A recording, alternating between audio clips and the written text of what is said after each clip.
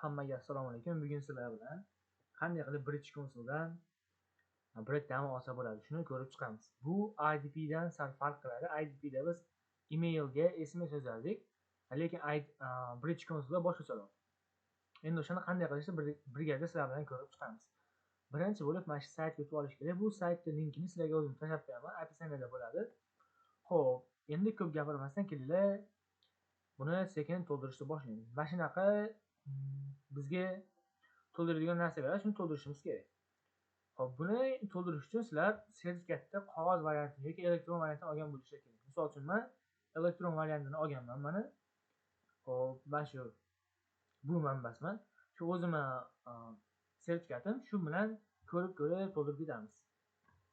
Xo'p, demak, birinchi bo'lib nima qiladi? Family name ismi, familiyasi. Shokirov deyman. Endi first name yoki ismi. To'ldirdik. Endi date of birth, qachon tug'ilgani. Xo'p, 16-fevral.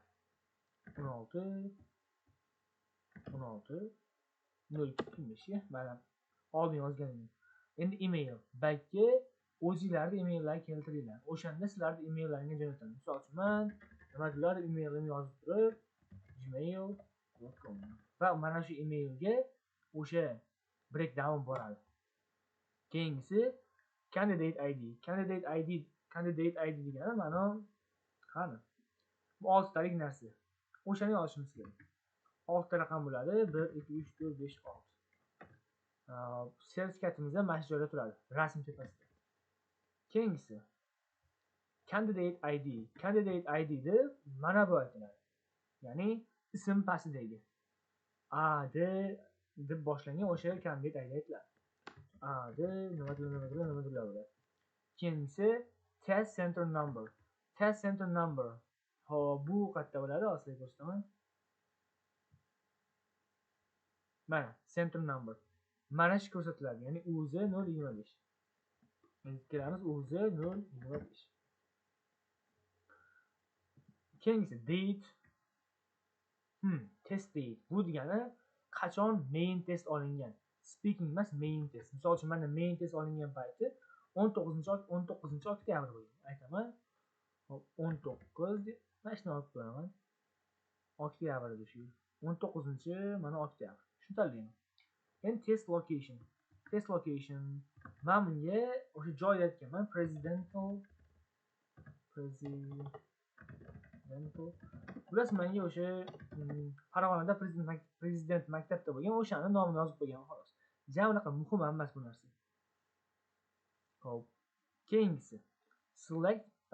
Qanday o'rganib aytaman sizlarga hozir. Xo'p, men nima qilganman? Google Map'ga kirganman. Hozir ko'rsataman sizlarga.